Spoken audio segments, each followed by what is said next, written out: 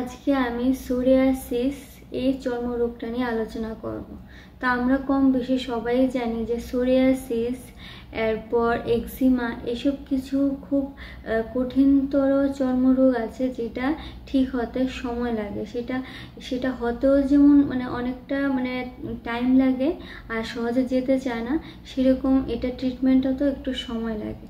তো আমি আমার গত ভিডিওতে আলোচনা করেছিলাম যে বিভিন্ন চর্মরোগ কিভাবে একটা ভালো বেস্ট হোমিওপ্যাথিক ওষুধের দ্বারা কি করে ঠিক করা যেতে পারে। তো আজকে আমি পার্টিকুলারলি একটা চর্মরোগ নিয়ে আলোচনা করব। তো আজকে টপিকটা হচ্ছে সোরিয়াসিস।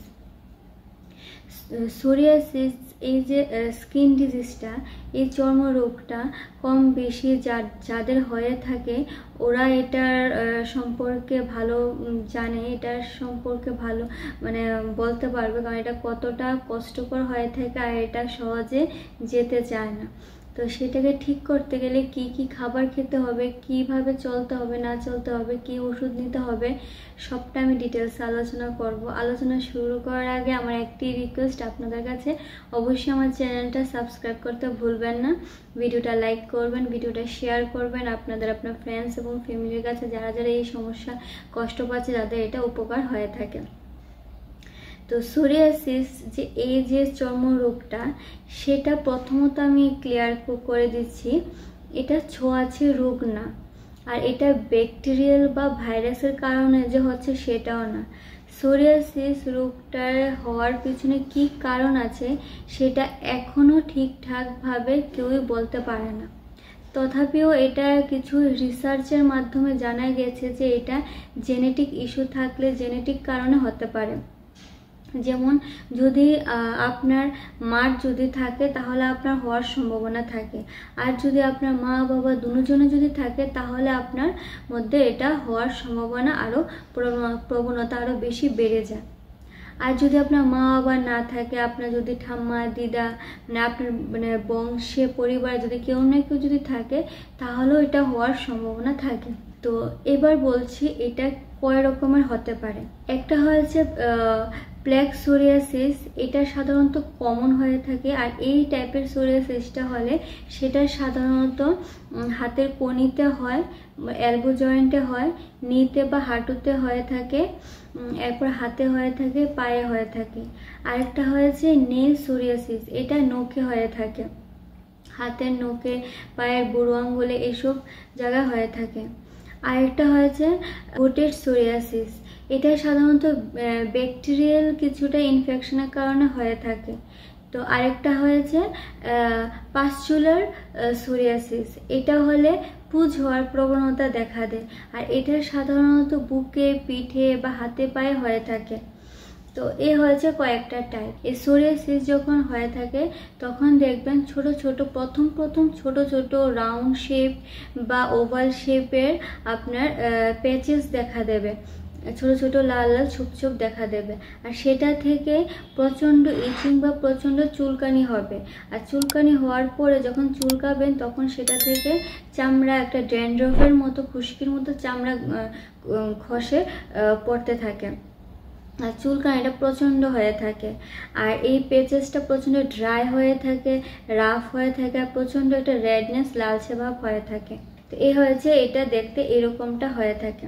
তো এবার বলবো হোমিওপ্যাথির 5টা বেস্ট ওষুধের নাম।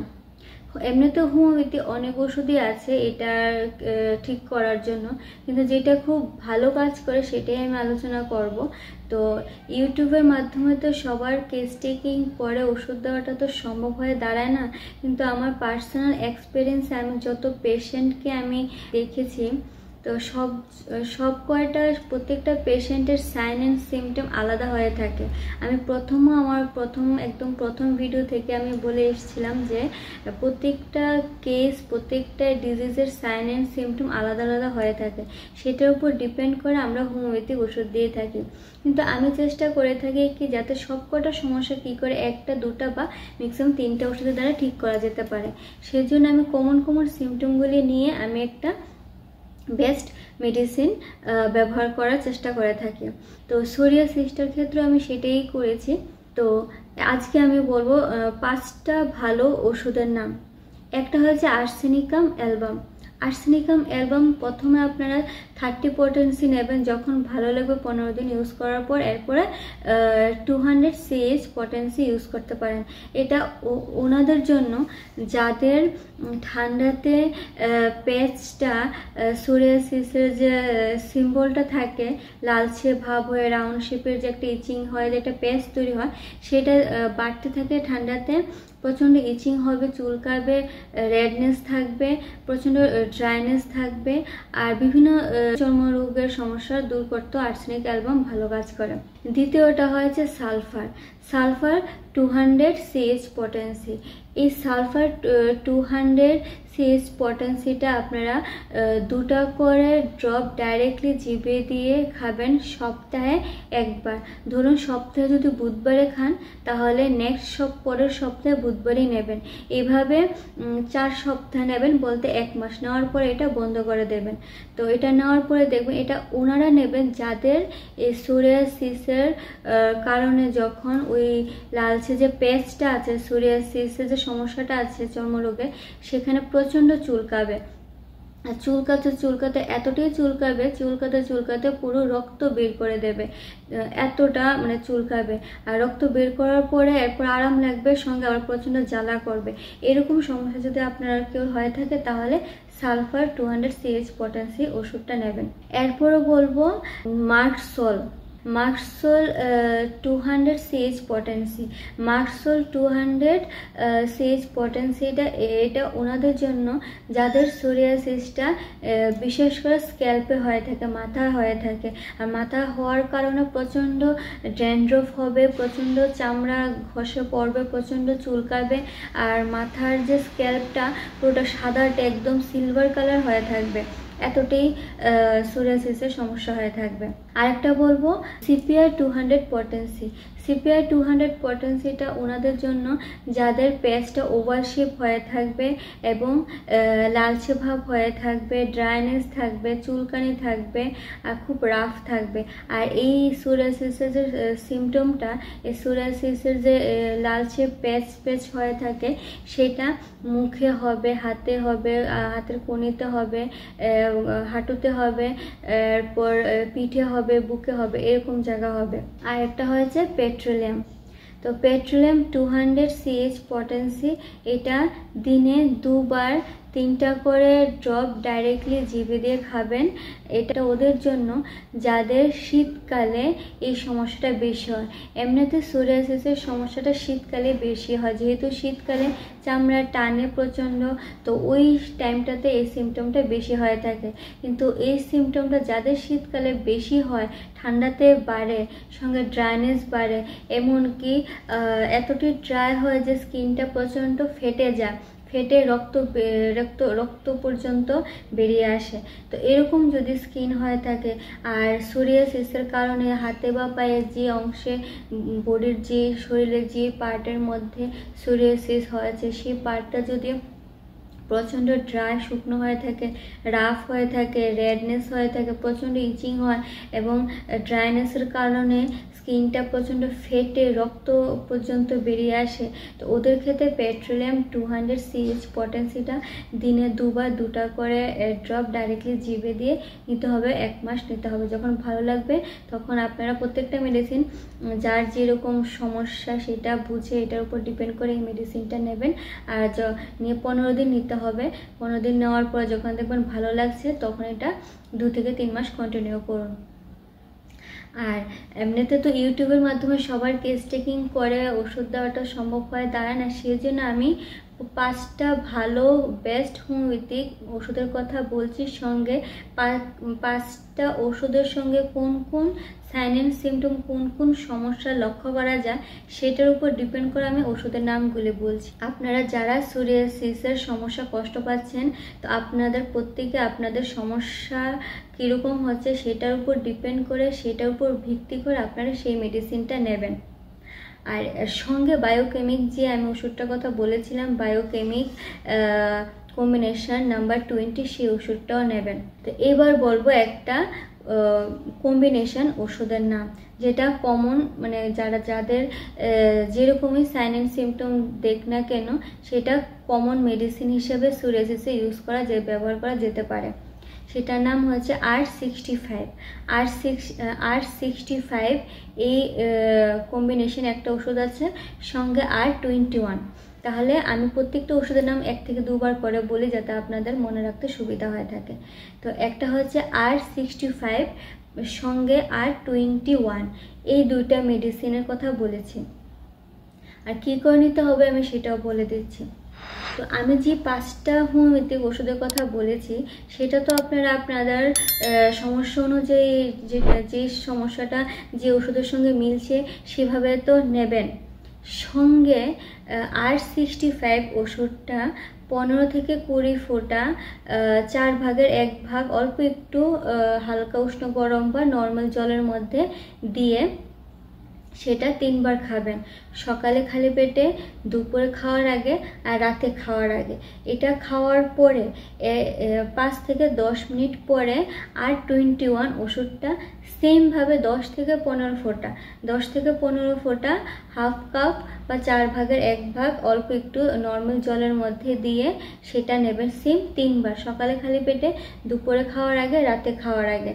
R65 ওষুধটা নেওয়া ঠিক 5 থেকে 10 মিনিট পরে এটা নেবেন।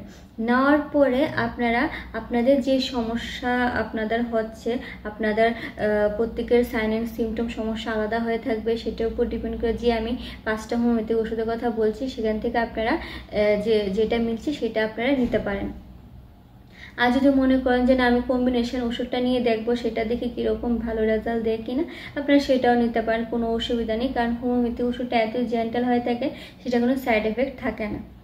তো আপনারা প্রথমে R65টা নেবেন, এর 5 থেকে 10 মিনিট পর R21 ওষুধটা নেবেন।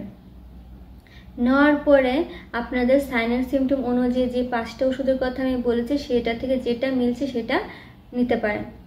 নেওয়ার পরে এরপর আপনারা 1 থেকে 5 মিনিট বা 10 মিনিট পরে আপনারা যে বায়ো কম্বিনেশন ওষুধের কথা আমি বলেছি, বায়োকেমিক কম্বিনেশন নাম্বার 20, এই ওষুধটা আপনারা 6টা করে ট্যাবলেট ছোটো ছোটো হয়ে থাকে, চুষেও খেতে পারেন, আবার জলেগুলোও খেতে পারেন। 6টা বা 7টা এরকম করে ট্যাবলেট খেতে পারেন। 1 মাস কন্টিনিউ করুন, দেখবেন আস্তে আস্তে আপনাদের যে ইচিং হচ্ছে, চুলকাচ্ছে, সেটা আস্তে আস্তে কমবে, রেডনেসটা, লালচে ভাবটা কমবে, এরপরে চুলকানি ভাবটা তো কমবেই, সঙ্গে যে শুকনোনেস, একটা ড্রাইনেসের ব্যাপার থাকে সেটাও আস্তে আস্তে কমবে। তো এই হচ্ছে এই ওষুধগুলির কথা আমি বললাম। এবার আমি একটা আমার পেশেন্টকে আরেকটা আমি ওষুধ দিয়ে থাকি অনেক সময়, যখন অনেকে R65 ওষুধটা অনেকে কিনতে পারে না কারণ এটার একটু দাম বেশি হয়ে থাকে।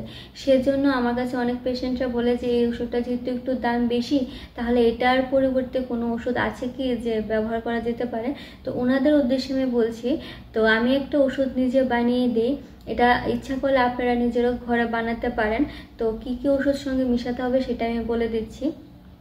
আর আপনারা যদি মিশিয়ে এটা বানাতে না পারেন, যদি মনে করেন যে অসুবিধা হবে, তাহলে আমার হোয়াটসঅ্যাপ নাম্বার ভিডিও নিচে দেওয়া থাকবে, এখানে আপনারা শুধু অনলি ফর মেসেজের মাধ্যমে আপনার অ্যাড্রেস দিয়ে দিতে পারেন, আমি এই কম্বিনেশন ওষুধটা বানিয়ে পাঠিয়ে দেব।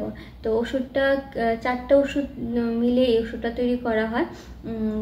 তৈরি করি। একটা হচ্ছে রাস্টাক্স 30 CH পটেন্সি, সঙ্গে হাইড্রোকোর্টাইল 30 CH পটেন্সি, এরপর পেট্রোলিয়াম 30 CH পটেন্সি, আর আর্সেনিকাম অ্যালবাম 30 C পটেন্সি। এই 4টা মেডিসিন একসঙ্গে মিলিয়ে একটা 100 ml কাচের একটা বোতল নেবেন, না 100 ml কাচের একটা বোতল নেবেন, সেখানে 20 ml আর্সেনিকাম অ্যালবাম 30 পটেন্সি মিশাবেন, 20 ml হাইড্রোকোর্টাইল 30 পটেন্সি মিশাবেন, 20 ml পেট্রোলিয়াম 30 CH পটেন্সি মিশাবেন, 20 ml করে মিশাবেন। তাহলে 20 ml করে আর্সেনিকাম অ্যালবাম, হাইড্রোকোর্টাইল, রাস্টাক্স আর পেট্রোলিয়াম, এই 4টা ওষুধ 20 ml করে মিশিয়ে রেখে দেবেন। এটা দিনে 3বার নেবেন, সকালে খালি পেটে, দুপুরে খাওয়ার আগে আর রাতে খাওয়ার আগে 3টা করে ড্রপ ডাইরেক্টলি জিভে দিয়ে 3বার নেবেন। 1 মাস কন্টিনিউ করবেন, দেখবেন আপনাদের ইচিং চুলকানোর ভাব কমবে, লালচে ভাব কমবে, আর স্কিনের যে শুকনো ড্রাইনেসটা যার কারণে চুলকায় বেশি সেটা আস্তে আস্তে কমবে। আশা করি ভিডিওটা খুব ভালো লাগবে। আর ভিডিওটা একটু লেংদি হয়েছে যেহেতু এই চর্মরোগটা অনেকটা ক্রিটিক্যাল, অনেকটা কঠিন হয়ে থাকে ঠিক হতে, তো এটা যেহেতু একটু টাইম লাগে, তো যে ওষুধগুলি বলেছি যখন 1 মাস ব্যবহার করে যখন দেখবেন খুব ভালো লাগছে তখন আপনারা একদম 6-7 মাস ইউজ করুন। যখন ভালো লাগবে তখন ডোজটা একটু কমিয়ে 1 বছর 2 বছর ইউজ করুন, এরপর এটা বন্ধ করে দিন, তাহলে এই রোগটা একদম পার্মানেন্টলি শরীর থেকে চলে যাবে। সঙ্গে আমি একটা ওয়েন্টমেন্টের কথা বলবো, একটা লোশনের কথা বলবো, এটার নাম হয়েছে অ্যাসিড ক্রাইসো। অ্যাসিড ক্রাইসো এই ওষুধটা আপনারা দিনে 2বার লাগাবেন, স্নান করার পরে লাগাবেন আর রাতে ঘুমানোর সময় লাগাবেন। তাহলে যে চুলকানি ভাবটা যে হয়ে থাকে, এটা কেন হয়ে থাকে? যখন স্কিনটা ড্রাই হয়ে যায় প্রচণ্ড, এর ফলে স্কিনটা ফাটা শুরু করে, এটা থেকে চুলকায়। তো এই লোশনটা লাগালে, মানে এই ওয়েন্টমেন্ট বা ক্রিমটা লাগালে এই ড্রাইনেসটা কমাবে। ইন্টারনাল তো মেডিসিন নিচ্ছে নেই, সঙ্গে এক্সটার্নালও যদি একটা অ্যাপ্লাই করার কিছু থাকে তাহলে রোগটা তাড়াতাড়ি ভালো হওয়ার সম্ভাবনা থাকে। তো আশা করি ভিডিওটা অনেকটা ভালো লাগবে। ভিডিওটা একটু বড় হয়েছে, এটার জন্য দুঃখিত, কিন্তু যদি ভালো করে একটু ধৈর্য ধরে ভিডিওটা দেখেন তাহলে অবশ্যই আপনার অনেকটা উপকার হবে। আর ভিডিওটা লাইক করবেন, আমার চ্যানেলটা অবশ্যই সাবস্ক্রাইব করতে ভুলবেন না, শেয়ার করবেন আপনার ফ্রেন্ডস ফ্যামিলির কাছে যারা যারা এই সমস্যা কষ্ট পাচ্ছে, অবশ্যই অনেকটা উপকার হবে। আর কোনো ডাউট, কোনো কোশ্চেন বা কোনো প্রশ্ন থাকলে অবশ্যই আমাকে কমেন্টে জানাবেন, আমি নিশ্চয়ই কমেন্টে রিপ্লাই দেবো।